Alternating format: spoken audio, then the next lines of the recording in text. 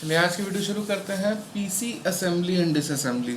Assembly क्या होती है, असेंबली का मतलब क्या है, इंस्टॉलेशन का मतलब क्या है। अक्सर आप लोगों ने सुना होगा, ये दोनों वर्ड अक्सर सुनने में आ जाते हैं। असेंबली क्या है, डिसअसेंबली क्या है और इंस्टॉलेशन क्या है। असेंबली का मतलब होता है हार्डवेयर कंपोनेंट्स को आपस में अरेंज करके कनेक्ट कराना। डिसअसेंबली का मतलब है उसको डिसमेंटल करना, उसको डिसकनेक्ट कराना।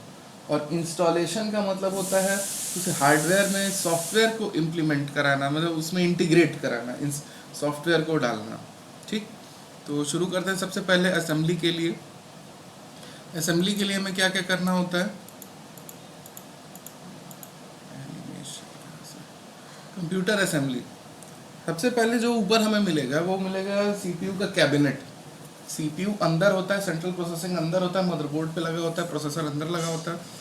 हमारे पास होता है कैबिनेट। कैबिनेट का हमें केस ओपन करना पड़ेगा और एसएमपीएस को सबसे पहले पावर सप्लाई को इंस्टॉल करना पड़ेगा। Attach the components to the motherboard, सारे कंपोनेंट्स को मदरबोर्ड से अटैच करना पड़ेगा। फिर मदरबोर्ड लगाना पड़ेगा। फिर इंटरनल ड्राइव्स जैसे हार्ड डिस्क ड्राइव्स वगैरह लगानी पड़ेंगी। ठीक, फिर एक्सटर्नल बेस में अगर कोई ड्राइव लगानी है, डीवीडी राइटर वगैरह लगाना हो तो लगा सकते हैं।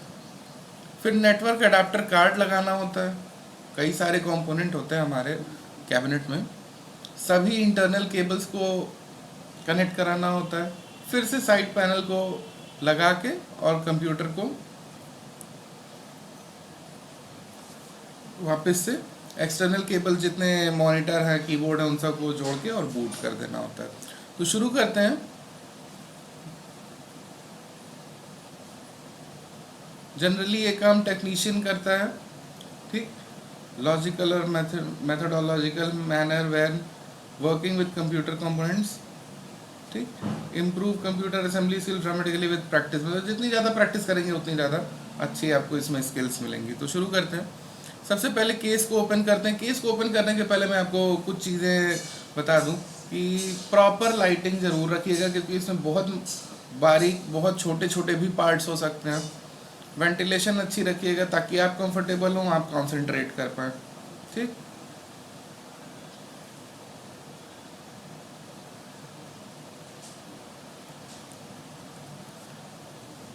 सबसे पहले केस ओपन कीजिए। केस ओपन करने में उसमें साइड स्क्रूज होंगे।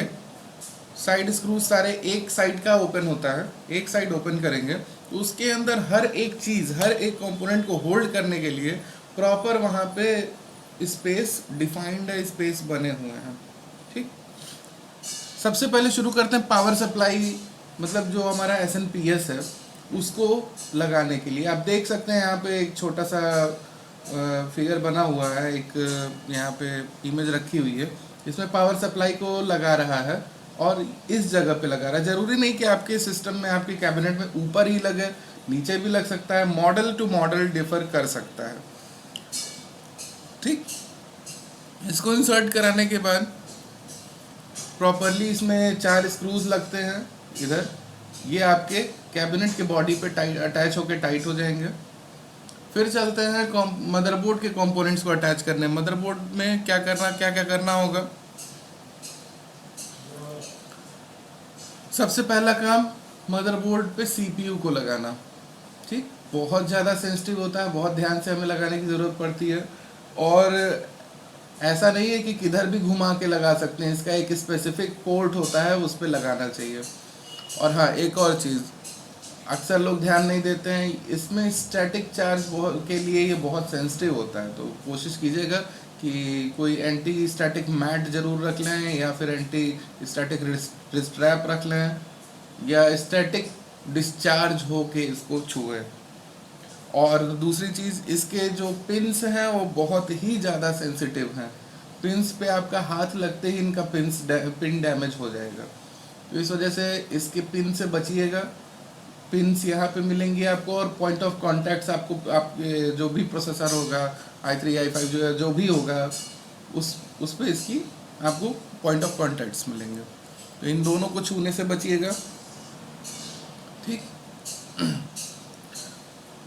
यहाँ पे एक लॉकिंग असेंबली होती है जिसमें प्रॉपर आपको, मैं इसमें अगर आप थ्योरेटिकली पढ़ेंगे तो उसमें 1 2 ऐसे करके मैं आपको डायरेक्टली बता देता हूँ कि एक कॉर्नर पे आपको एक गोल्डन ट्रायंगल दिखेगा, उसको मैच कराने की कोशिश कीजिएगा और एक बार में इसके ऊपर रख दीजिएगा।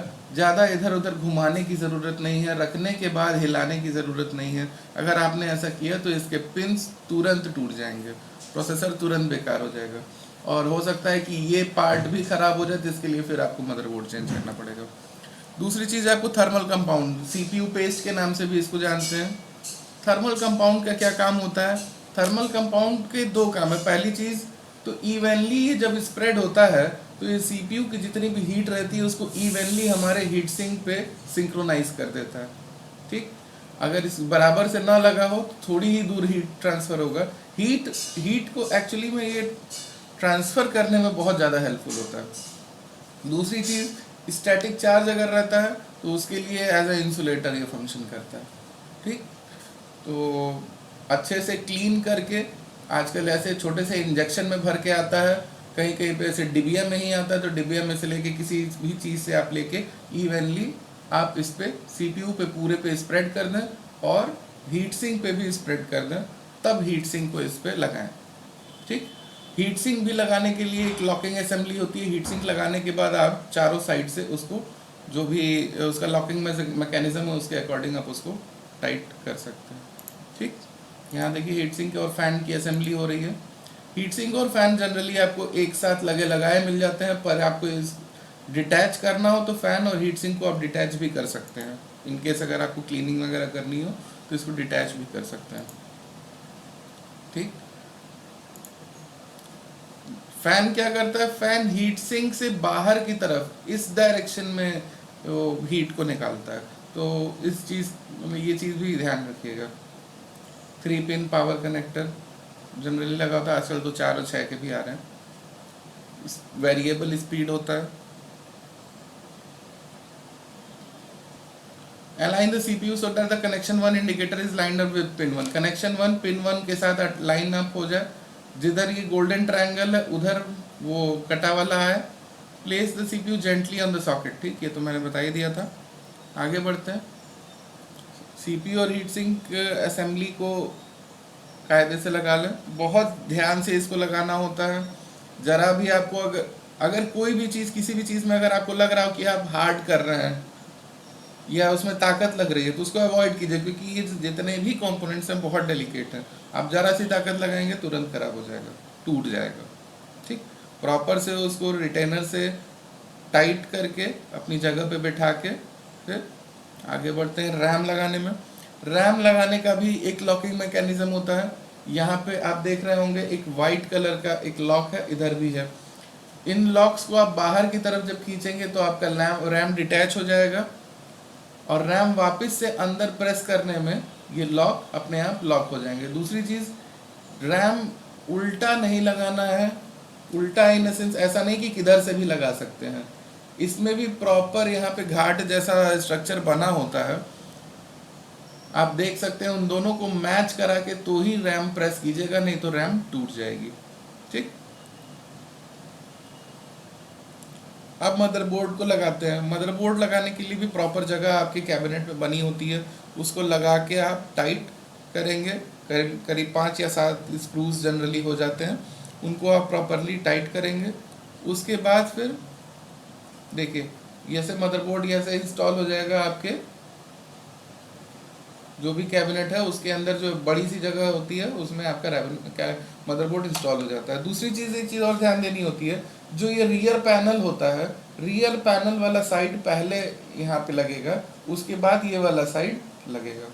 उससे फ़ायदा क्या होता है, ये अच्छे से बैठ जाता है।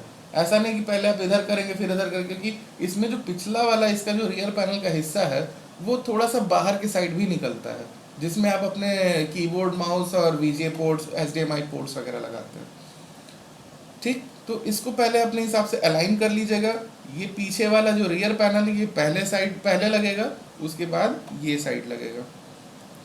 ठीक, फिर इंटरनल ड्राइव्स इंस्टॉल करते हैं, जैसे आपकी हार्ड डिस्क ड्राइव या जो भी आपने SSD वगैरह जो भी लगा रखी हैं उसको इंस्टॉल करते हैं प्रॉपरली। इसमें कैबिनेट में इसको टाइट करके फिर इसमें एक साटा केबल या पाटा केबल जो भी आपके पास अवेलेबल है, जो भी है, उसको आप फिर एक साइड इसमें लगाते हैं और दूसरा साइड मदरबोर्ड में लगाते हैं। ठीक, फिर पावर सप्लाई के लिए पावर उसमें जो आप एस के जो पावर कॉर्ड्स हैं उसमें आप एस में उसको आप कनेक्ट कराते हैं। ठीक उसी तरह से आपका ऑप्टिकल ड्राइव भी लगेगा, डीवीडी राइटर भी है उसी तरह बिल्कुल सेम लगेगा। फिर आपके नेटवर्क अडाप्टर कार्ड्स लगते हैं, अगर वायरलेस लगाना हो तो वायरलेस, और अगर वायर लगाना हो तो आजकल के मदरबोर्ड में प्री इंस्टॉल्ड आते हैं, आपको लैन उसमें पोर्ट्स मिल जाएंगे। अगर आपको और भी लगाने हैं तो आप इसमें NIC PCI स्लॉट्स में आप लगा सकते हैं। यहाँ कुछ नेटवर्क कार्ड्स रखे हुए हैं, देख सकते हैं आप। ठीक,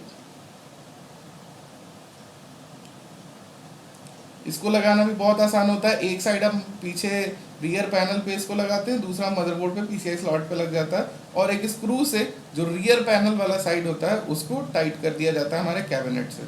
ठीक वैसे ही आपका वायरलेस NIC भी लग जाएगा। सारे केबल जितने बचे उनको इंस्टॉल करके CPU से SNPS से मदरबोर्ड पे एक ATX कनेक्टर भी लगता है। 20 और या फिर 24 पिन का ATX कनेक्टर होता है चौड़ा सा, ये मदरबोर्ड पे लगता है। और एक 4 केबल का भी एक कनेक्टर मदरबोर्ड पे लगता है जो SNPS से आके लगता है। ठीक,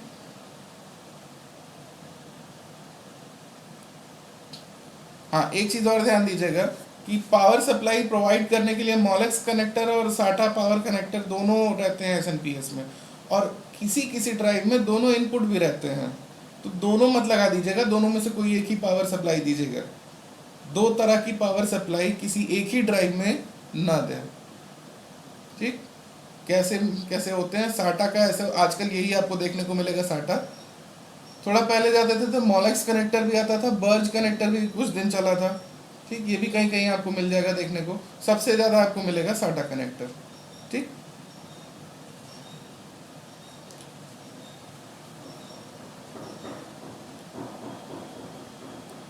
पावर कनेक्टर्स पे लॉक नहीं होते हैं, साटा कनेक्टर्स या पाटा कनेक्टर्स पे आपको लॉक मिलेंगे। आपको प्रेस करके उसको डिटैच करना है या अटैच करना है। ठीक, ये कुछ पाटा केबल्स की टाइप हैं, ये साटा केबल्स के टाइप हैं, आपने देखा है। फ्लॉपी ड्राइव जो आजकल कोई नहीं यूज़ करता है, इसकी लास्ट प्रोडक्शन भी सालों पहले बंद हो गई।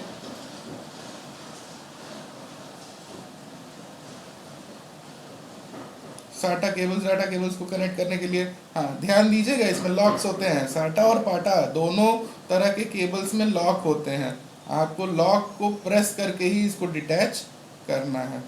ठीक, इसके बाद सारे पैनल्स को कनेक्ट करके सारे स्क्रूज को वापस से टाइट करते हैं। ठीक, और साइड पैनल्स को वापस से स्क्रू अप कर देते हैं। इसके बाद का स्टेप होता है बाकी आपकी एक्सटर्नल असेंबली। ध्यान दीजिएगा, असेंबली दो तरह की होती है, इंटरनल असेंबली और एक्सटर्नल असेंबली। अभी तक हम लोग इंटरनल असेंबली कर रहे थे, अपने कैबिनेट के अंदर के पार्ट्स की असेंबली कर रहे थे। एक्सटर्नल असेंबली में आप अपने कैबिनेट से मॉनिटर, माउस, कीबोर्ड को और उसके पावर सप्लाई को अटैच करते हैं। तो ध्यान दीजिएगा, असेंबली दो तरह की होती है, इंटरनल असेंबली और एक्सटर्नल असेंबली। ठीक, अभी तक हम लोग इंटरनल असेंबली कर रहे थे, अब एक्सटर्नल असेंबली करके उसमें माउस, कीबोर्ड और मॉनिटर, इथरनेट और USB पोर्ट्स जो भी हैं उनको कनेक्ट करा के फिर तब अपने सिस्टम को बूट कराना है। कैसे कनेक्ट कराएं, यहाँ देखिए, ये रियर पैनल है, ये PS2 कनेक्टर्स इसमें लगे हुए हैं, मॉनिटर लगा हुआ है, और जो भी स्पीकर्स वगैरह इन्होंने लगाने हैं वो लगाएं, पावर केबल लगाया है। ये सारी चीज़ें आप जो रियर कनेक्टिविटी, इसको जो एक्सटर्नल कनेक्टिविटी है इसको एक्सटर्नल असेंबली करते हैं। इसके बाद आप अपने सिस्टम को बूट कर सकते हैं। Okay, thank you.